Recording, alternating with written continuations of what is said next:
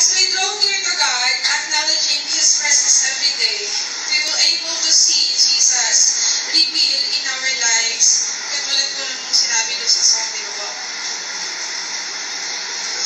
Minsan pa po nag-pray tayo na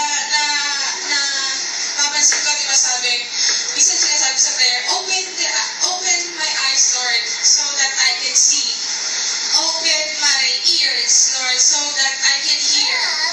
Minsan sinasabi, open my heart, Lord, so that I can know what's your purposes in my life. Pero hindi natin yun mapag-pray kung alam natin na God is not here. Diba? Ang punot-dulo naman, kaya mo yung pinag-pray is that God is here. Alam mo nandito siya. Hindi po. Alam mo na pinaka-uno nun, on the top, yung prayer na yun is that you know that God is here and He is faithful to answer kung ano yung mga panalangin natin. Amen.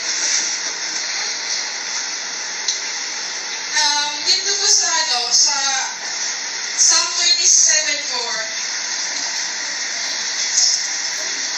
delight yourself in the Lord and He will give you the desires of your heart. Ito po nung una ko siyang nabasa. Binasa ko siya word by word. So, naintindihan ko siya word by word. Parang ganun. Kasi naintindihan ko naman talaga siya. Pero meron pong isang preaching na sobrang na-amaze ako dun sa meaning na binigay niya dito sa verse na to. Delight yourself in the Lord and He will give you the desires of it. Parang sa akin, pag in-acknowledge mo siya sa buhay mo, kapag binigyan mo siya ng time, kapag hindi mo, pag lagi siya yung inuuna mo sa buhay mo, He will give you the desires of your heart. Ang pinaka-extract sa akin, kapag pala nag-delight ka kay Lord, yung desire mo, babaguhin niya. He will put His desires dun sa puso mo. Tapos, kapag desire niya na yung nasa puso mo, napaka-imposible hindi niya sagutin yung desire ng puso mo. Amen po ba? Na, di ba? Yung nagigets mo ba natin? Na ikaw kung meron kang in-invento na sasalita, sabihin mo, gusto ko ng kanin. Tapos sinabi niya, gusto ko ng kanin. Ako mismo ay nagsabi sa kanya na hindi ko magagawin yun. Ibigyan ko siya ng kanin. Ganon, di ba? Na parang, ako, si God mismo yung naglagay dun sa puso ng taong yun. Kaya, imposible na hindi niya sagutin yung prayer ng taong yun. Kasi prayer niya yun sa prayer ni God yun na inilagay sa parang they have one spirit. Yung minsan sinasabi ko ni Pastor Danny. Dito po sa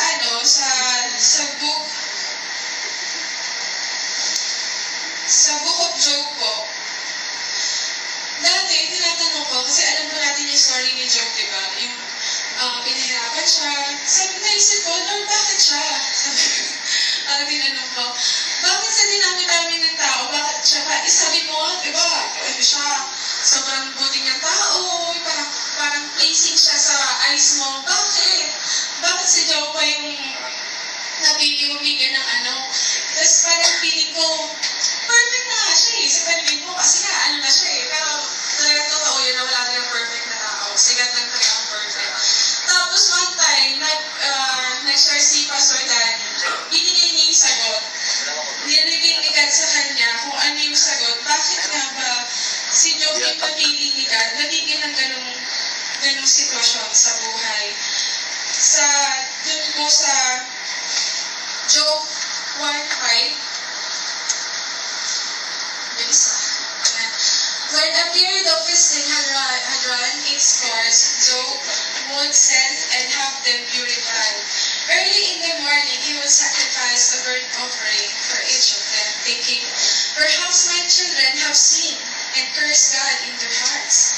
This was Job's regular gusto. Ito pala yung dahilan.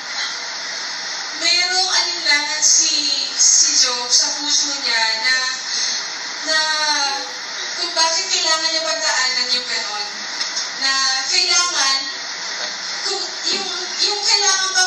ni Lord sa buhay mo, kung saan pa yung part na hindi mo pa siya pinagkakatiwalaan, dadanas ka ng isang sitwasyon na kung saan malalaman mo na God is in control. Diba? Kasi in the end, nalaman niya na lahat ng galing kay Lord. Dinoble niya lahat, hindi lang doble. Yung iba, diba, sobrang dami ng yung blessing na binigay sa kanya. Pati yung mga anak niya, pati yung health niya, parang pinatunayan ni Lord na I am in control, anak. Huwag kang mag-alala. Parang sinabi niya kay Job yun, I am in control. Tapos, ayun po. Sabi natin po sa James 1:2-4,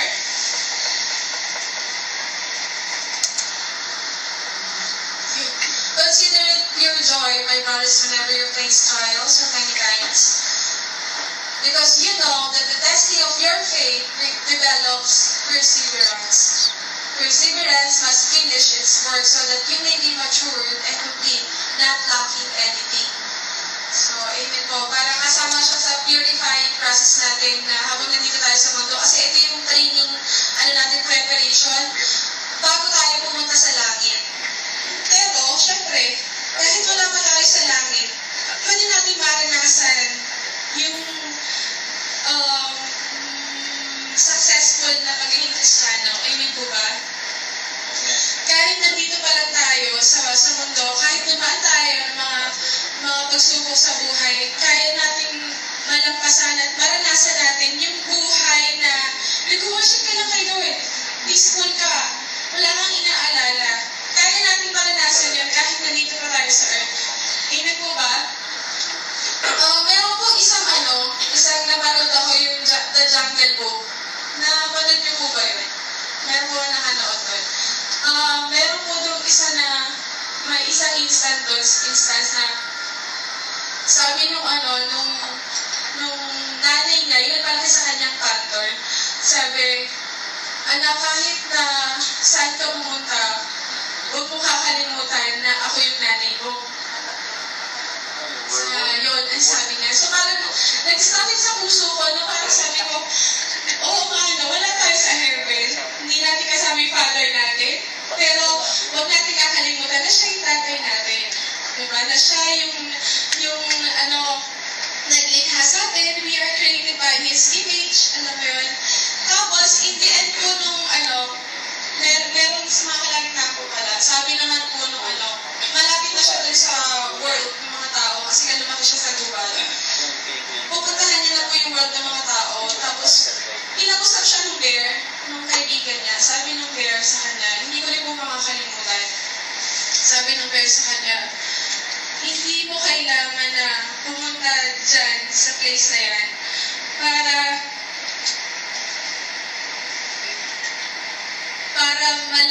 maging tao ka. Alam mo yun? Hindi mo kailangan pumunta sa lugar na yan para maging tao ka. Kasi dito pa lang sa gubat, pwede kang maging tao. Pwede kang magpakatao.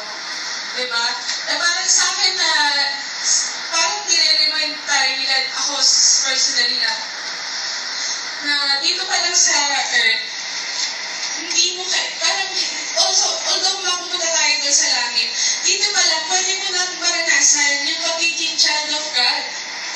Diba? Hindi lang kapag nasa heaven, kasama mo na yung Father mo.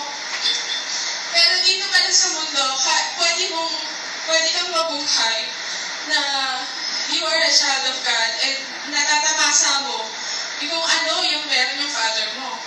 Amen? Amen.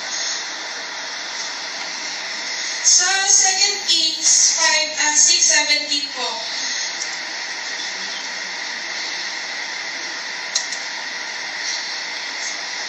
ayun po yung kay Pastor Danny po pala kanina, yung sinabi niya about kay Job, nakaka-amaze po kasi yun yung parang example na nililibig sa atin ni God yung purposes kung bakit nangyayari yung isang bagay. Yung share niya po sa amin yung about kay Job, na-amaze ako na ang galing kasi through Pastor Danny, nalaman ko yung dahilan na matagal ko nang gustong malaman. Bakit si Job? Pero yun nga, when you delight yourself to God, He will give you the answers. He will give you the purposes sa mga nangyari sa paligid mo, sa mga tanong mo. Sa katunayan, siya yung sagot. Diba? Jesus is the answer sa mga katanungan natin. The 2 Kings 6:17. Ito po kasi ano na yung naging Bible study namin last Saturday. Sobrang nakaka-amaze din po kasi parang ang naging story nito, si Elisha, busy siya nung kaaway. Kasi nalalaman niya lahat ng plano ng kaaway nila. Sabi nung king, sino ba Elisha na puntahan na natin niya? Parang, na natin, parang gano'n yung sinabi niya na gusto nilang patayin si Elisha. Kasi nalalaman